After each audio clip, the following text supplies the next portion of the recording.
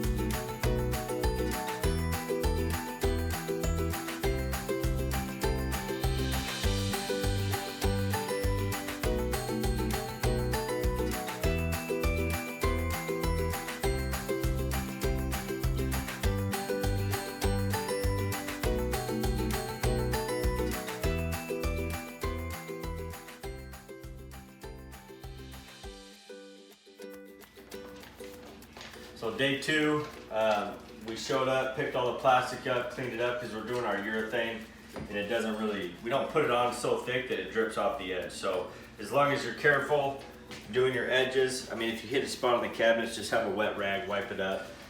There was two spots where we had some debris in it. I took 220 grit sandpaper and I sanded it, circular motions really light. You don't want to do any heavier grit, or you don't want to go back and forth motions because that'll scuff it up really bad.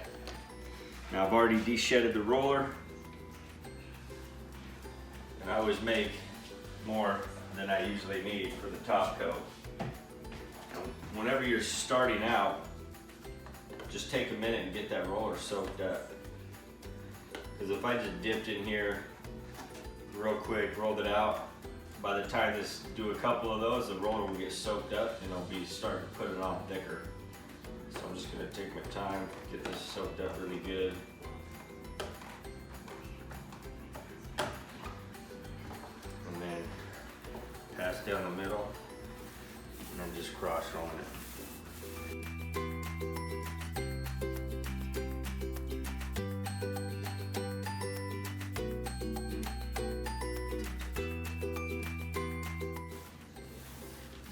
You can see how far one dip got me. And this is our high gloss. We didn't add the grit, so it's going to be a high gloss finish. Now I'm going to do my edges. And since I got that 45 under there, I'm going to have to run this under there ever so lightly. I like to get my edges done before I do my final pass, because sometimes it leaves it thick on the edge. Okay. So roll it a couple times on the top just to get the roller evened out, because when I roll the edges it kind of presses it in on those spots. I want to roll it out and get it to roll out even. Now I'm going to do my final back roll. Overlapping ever so slightly.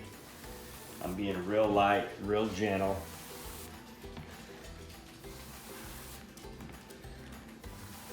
If you don't see a roller line, you're not going to see one later. So this looks really good. I'm going to do the same thing. Soak the roller.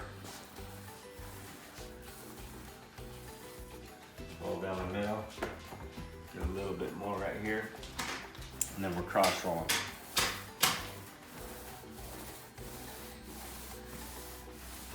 And if your roller starts to sound dry, get a little more on it. Because you want to try to keep an even thickness everywhere. But notice I'm not going way back here and stretching. I'm doing the same width as I did on the first one. And I know I stopped right there, so when I cross roll, I won't go past that point.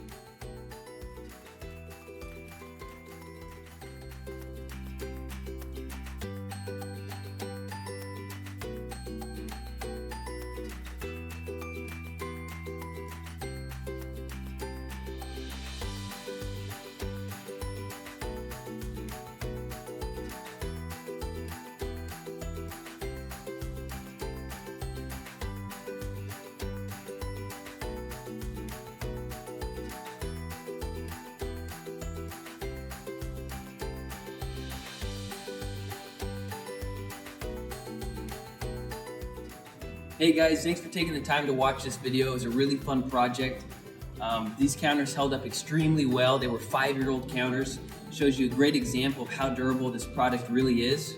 The only reason that we did these counters is because they were remodeling their kitchen and wanted a whole new look. Thanks for watching, and don't forget to subscribe to our YouTube channel.